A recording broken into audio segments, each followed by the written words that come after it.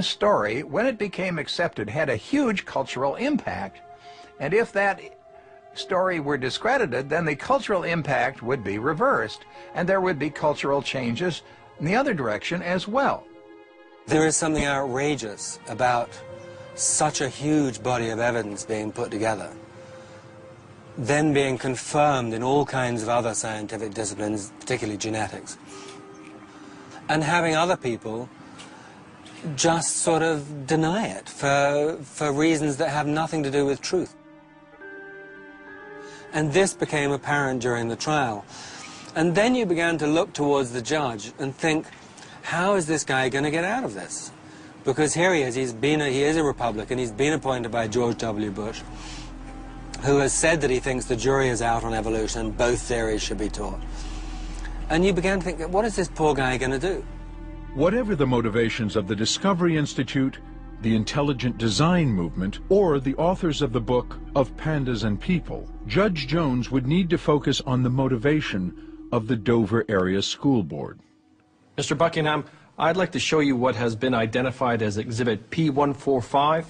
You'll need to look at your monitor.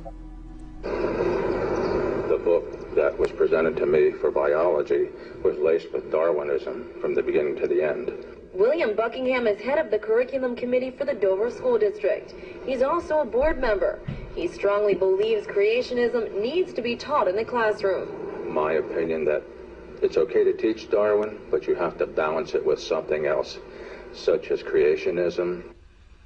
This was back in the very early days of the intelligent design thing. And don't you know, I could not think of the words intelligent design. I just couldn't. The camera's rolling, so I say creationism. In hindsight, I should have said nothing at all, but I said creationism.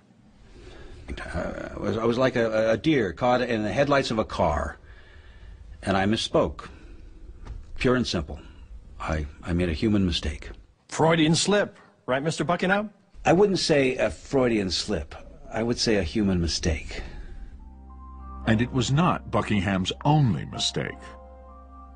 Both Buckingham and Bonsell had sworn in their depositions that they did not know who donated the 60 copies of Pandas to the high school.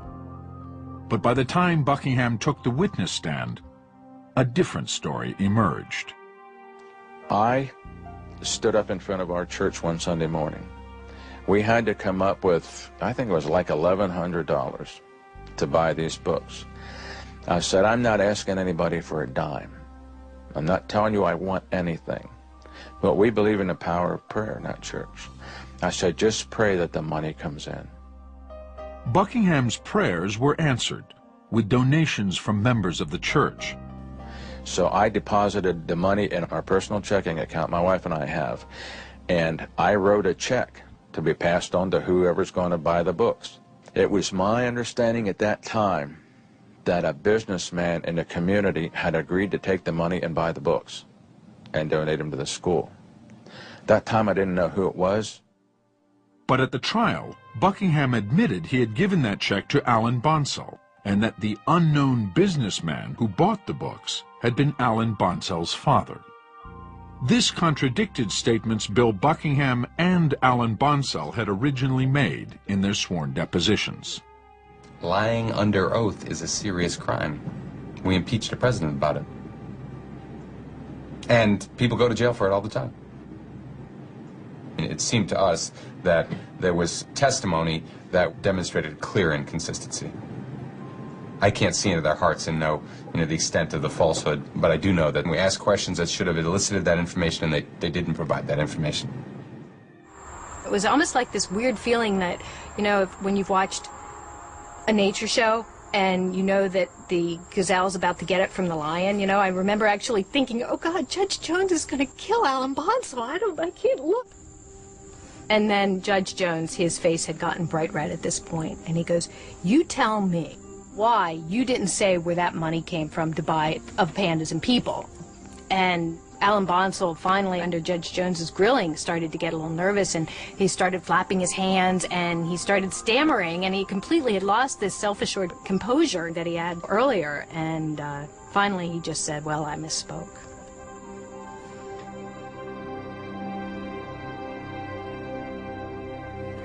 Never in a million years did I ever think that I'd be in a federal lawsuit when I was on the school board or have the school district in something like that. Over a 1-minute statement. A 1-minute statement. We weren't asking the teachers to become priests or Protestant pastors of some sort or lay ministers or anything like that. Just let the kids know the theory's there.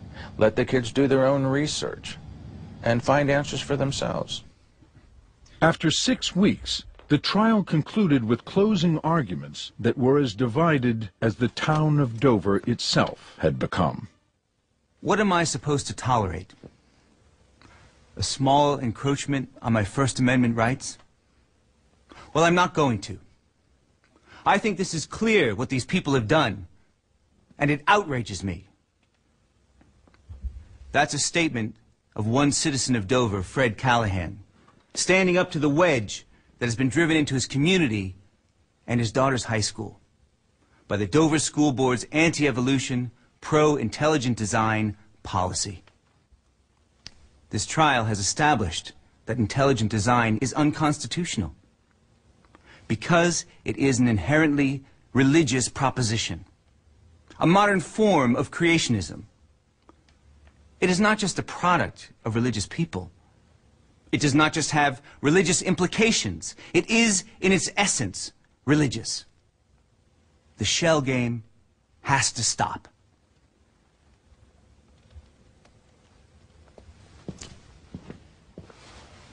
In sum, Your Honor, I respectfully submit that the evidence of record shows that the plaintiffs have failed to prove that the primary purpose or primary effect of the reading of a 4-paragraph statement on intelligent design, explaining that it's an explanation for the origins of life different from Darwin's theory, letting the students know there are books in the library on this subject, does not, by any reasonable measure, threaten the harm which the Establishment Clause of the First Amendment to the United States Constitution prohibits.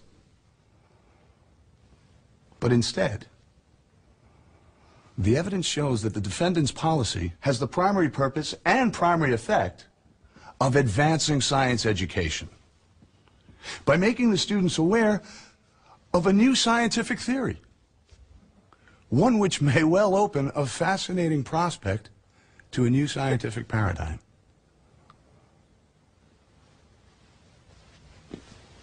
Judge Jones said he would return a verdict promptly.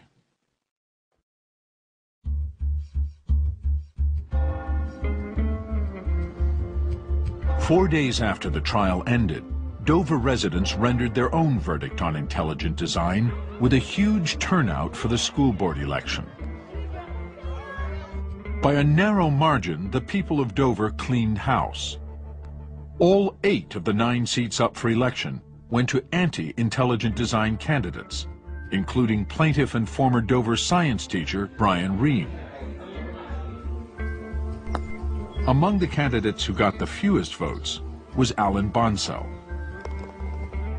With the judge still deliberating, Dover's local school board election was national news and even provoked the ire of televangelist Pat Robertson. I'd like to say to the good citizens of Dover, if there is a disaster in your area, don't turn to God. You just rejected him from your city.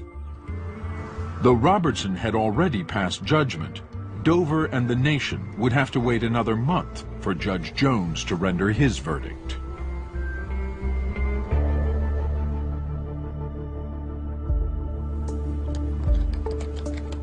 On December 20th, 2005, Jones sent out his opinion by email.